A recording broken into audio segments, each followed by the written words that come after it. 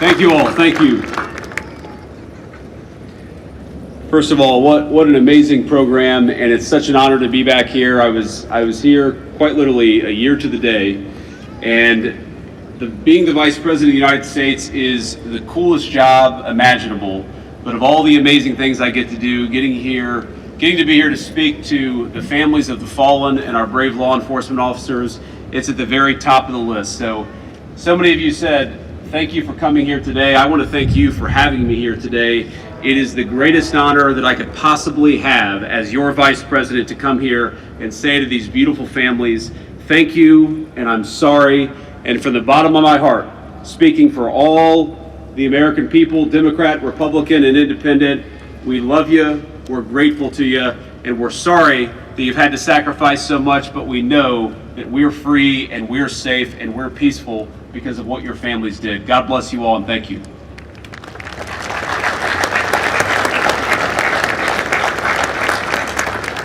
Before I get into the meat of my remarks, I want to briefly express my gratitude to the men and women who've made this particular event possible. There are countless people who deserve shout-outs, and I'm sure I won't get to everybody, but I specifically want to thank, first of all, the Fraternal Order of Police President Patrick Yose, who does an amazing job, and its director, Jim Pasco, as well as the president of the National FOP Auxiliary Board, Glenda Lehman. Thank you to the three of you for having me, and thanks to the three of you for making this amazing day possible.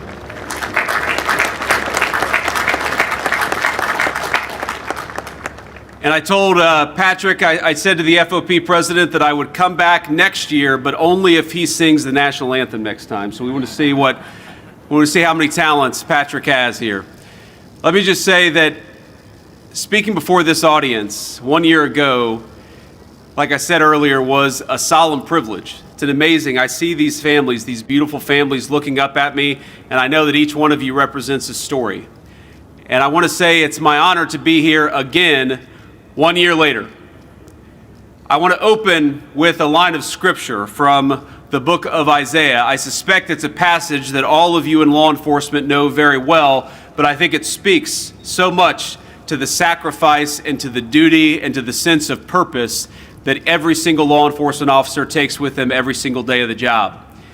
In it, the prophet Isaiah recounts from inside the temple of Jerusalem, quote, "Then I heard the voice of the Lord saying, 'Whom shall I send? And who will go for us?'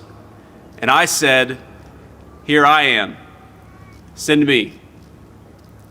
My friends, we gather this afternoon to honor men and women who heard the exact same call, men and women whose selflessness led them toward danger when others fled.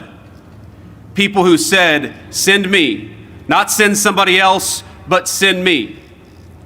People whom service was a way of life, not a burden. And their love of community, of their families, of their neighborhoods, of the places they called home, bound them to a life of duty to others. A duty they lived out every single day, from the first time they put on that amazing badge to the moment that they took their very last breath. In the Old Testament, God does not force Isaiah to serve him. Isaiah knew it would not be easy, but he steps up willingly. He volunteers, just like every single one of you and every single one of your loved ones. He accepts God's call to give his life in service to his fellow man. And today we remember men and women in uniform who laid down their lives answering that exact same call. We honor men like Philip Wagner, an officer with the local police department in Lorain in my home state of Ohio, who was killed in a cowardly ambush attack that, as the president said, President Yose, has become all too common in our country.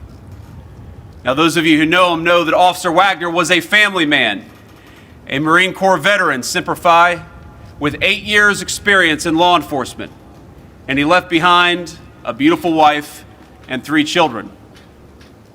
On Wednesday afternoon last July, Officer Wagner and a fellow officer were in their patrol vehicle when a man opened fire on the car. He did nothing other than do his job, and a coward opened fire on him. After they called for help, a third officer was also ambushed. Now, while both of his colleagues survived, Officer Wagner would later succumb to the wounds that he suffered in the hospital, thankfully with his loved ones and his family by his side. This afternoon, we commemorate Officer Wagner's devotion to his community and the duty he felt to protect it from those who would do it harm. We join with the countless cherished family and friends who mourn his loss.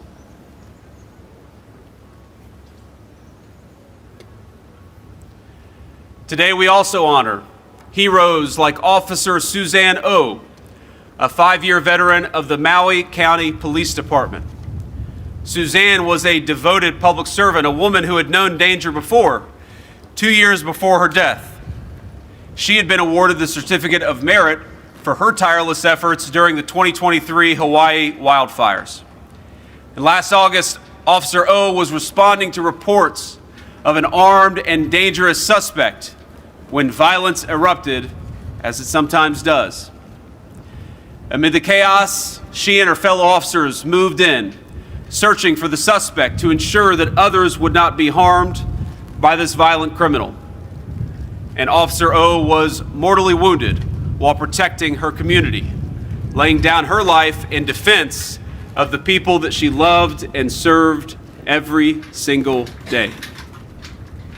She left behind a family of her own, a sister, 3 brothers, an adoring boyfriend, and many other loved ones, as well as a legacy of quiet strength and a legacy of always putting the needs of others first, even when it requires the sacrifice of your own life. So today we honor Officer O and give thanks for her. And finally today we honor 3 officers from Pennsylvania's Northern York County Regional Police Department. Their names were Detective Mark Baker, Detective Isaiah Immunizer, and Detective Sergeant Cody Becker. Last September, these men were killed in the line of duty. They were working to serve an arrest warrant against a man wanted for stalking and threatening an innocent woman. A man lying in wait, wearing camouflage, carrying an AR-15 and surveilling his victim in her home. A woman who felt no safety, no security because of the actions of a violent criminal. But these officers decided to do something about it. When they moved to protect her and carry out their duty, they were unfortunately met with a brutal ambush from this coward. Now, all 3 of these officers, Detective Baker, Detective Immunizer, and Detective Sergeant Becker, gave their lives confronting evil without hesitation, placing themselves between danger and the people who depended on them most. These were talented and seasoned cops. Across the 3 of them, they represented nearly 60 years of experience within law enforcement, and each of them left behind grieving widows and beautiful children. Today, we pray for all 5 of these law enforcement officers and for the many others we honor this afternoon. Now, I know I don't have time here to go through every single law enforcement officer that we've lost in the past year. We cannot tell every single story of every single family and of every single instance of brave sacrifice. But when I look at these white chairs here in the front rows, what I see is dozens of stories, dozens of brave people, dozens of family members, dozens of husbands and fathers, of moms, of wives, of people who loved their families, but also loved the peace that exists in our community. And they loved it so much, they were willing to lay down their life to protect it. So I want each of you to know, from the President, from the Vice President, from the entire administration, from a grateful nation, I see you, I recognize that each and every one of you lost something that we cannot possibly ever repay. But I want you to know from the entire United States of America, from our fellow citizens and the family member of all American people, we love you, we're thankful for you, we're sorry for what you sacrificed, but we will never forget what your officer laid down. And every day, we have something that we can do. We can't repay the sacrifice, but we can honor that sacrifice by making this country safer and stronger and more secure for the people that they served, by living up to what they sacrificed their lives for. In the Trump administration, we have made progress in ending the epidemic of senseless violence against our men and women in uniform.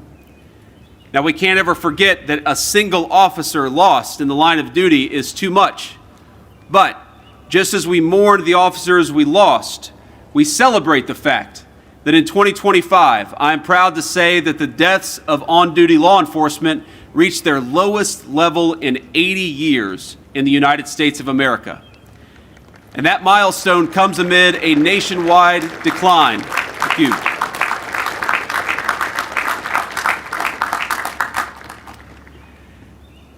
We have to remember that that epidemic of violence that we experienced over the last few years, you can never get rid of evil. You're always going to have terrible people who want to do the worst things.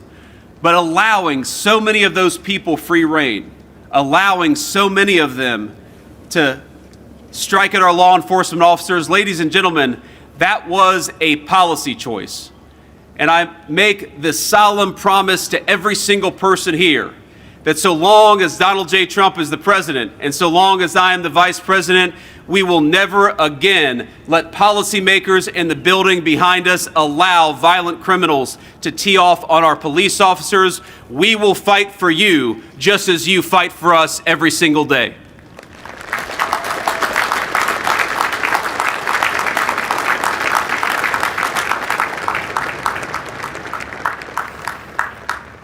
Part of the reason we've seen that decline in violence is because, working with all of you, we've crushed the criminal cartels and halted the tide of narcotics and migrant crime flooding across our borders, because we knew that so much of the violence in our communities, so much of the violence that you were dealing with every single day was coming across that wide open border.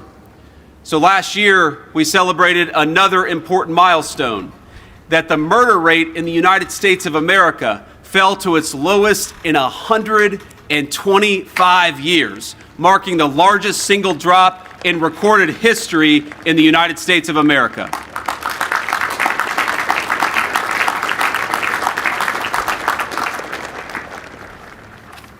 Since Inauguration Day back in 2025, we've seen steep declines across every major violent crime category. That's something to celebrate. Murders, robberies, aggravated assault, every single category is down by double-digit percentages. We've seen similarly dramatic numbers across the board. Shooting deaths, rapes, traffic fatalities, and overdoses are all much lower today than they were just a year and a half ago. But I think most important is not the numbers, it's the attitude shift that we've seen. We've shifted attitudes across our society when it comes to dealing with, and most importantly, honoring our law enforcement community. We stopped handcuffing the police and started handcuffing more violent criminals. We've restored a culture that supports, not second guesses, our officers when they go out and do their important work. We've ended the shameful practice of micromanagement of state and local police started by the last administration. 1 week after I spoke before this audience last year, President Trump dropped a series of lawsuits from the Biden administration that wrongfully accused all of you of discrimination and accused your departments of discrimination. And we know that what that did is that it empowered the bad guys to tee off on you when they felt like they had an administration that was fighting with the bad guys instead of fighting for our cops and our law enforcement. Because when it comes to federal law enforcement, There's no more effective partner than all of you, than our state and local officers. We can't do everything. We wouldn't want to do everything. But we recognize that the jobs that you do every single day makes it easy for us to keep our fellow citizens safe. We've reduced the burden on police by giving city officials more freedom to move homeless and others causing chaos into treatment rather than languishing on the streets and endangering both themselves but also their fellow citizens. And of course, we made sure that our men and women in uniform uniquely stood to benefit with our working families' tax cuts. We fulfilled a campaign promise to end taxes on overtime because we know that so many of our law enforcement officers are working a lot of overtime. We increased the SALT cap because we know that a lot of you are working and living and paying taxes in very high tax jurisdictions. And perhaps most importantly, we funded vital grants for local police departments like the Burn, JAG, and COPS program. And our attitude is very simple. You support us, so you deserve a government that supports you every single day. And in response to the repeated and needless tragedy, we've taken action to end dangerous state and local policies like cashless bail. We had to get rid of it because it was letting way too many violent criminals out of prison. They were making our communities less safe, and they were making all of you less safe. So we implemented a very simple proposal. How about we have a federal government that helps you put violent criminals in prison as opposed to letting them out of jail?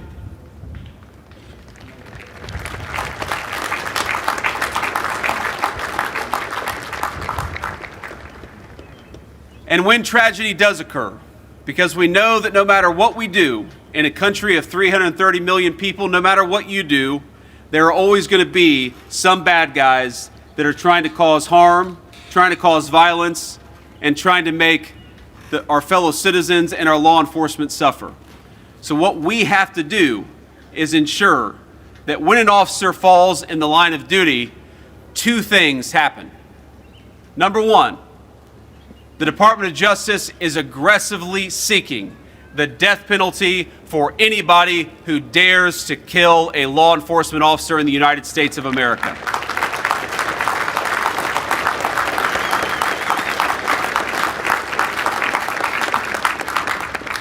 And number two, we're taking care of all of you left behind when your loved one pays the ultimate sacrifice. In 2025, the Department of Justice's Public Safety Officers Benefits Program distributed more than $166 million in death and disability payments. Just as an officer would never leave behind a brother or sister in uniform, we will always stand by the families of those who are left mourning the loss of a brave police officer. Now, our work is far from finished. But allow me to leave you with a message of encouragement, as we couldn't do any of what we do without all of you. Your advocacy, your steadfast support for law enforcement, it moves mountains in Washington, D.C., a city that in recent years had turned its back on our men and women in uniform, but because of you, and because we're reminding the nation once more of who stands between order and chaos, that thin blue line still holds.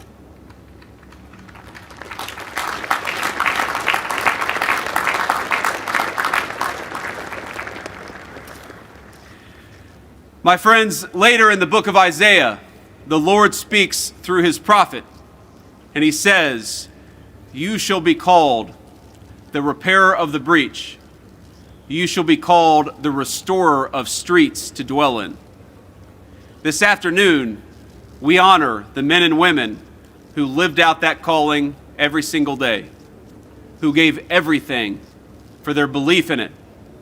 They stood in the breach for their communities so that the streets would be safe to dwell in. Where others brought violence and chaos, they brought order and peace. And though we mourn their passing back into the arms of their Creator, Those of us who remain inherit a new responsibility. Our responsibility is simple: to follow in their footsteps and to devote our own lives to service. To stand beside the families these fallen officers loved, to fight for them as they fought for us, to remember the children, the grandchildren, the spouses and parents and the friends these fellow officers left behind, to speak their names, to tell their stories so that they're never forgotten, and to always ensure that the country these officers gave their lives protecting remains worthy of the sacrifice of the very best among us.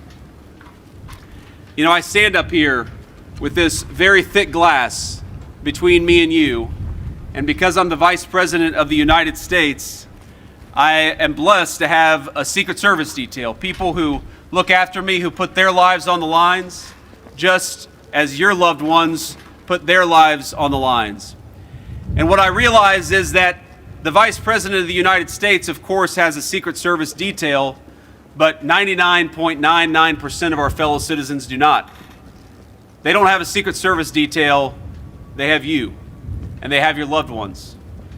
And one of the great things about the United States of America is it was founded on the basic principle that whether you were rich or poor or black or white, everybody deserves safety and security and peace in their neighborhoods. Security is not just something for the rich and the powerful. Security is something that ought to be the birthright of every single American child and every single American family.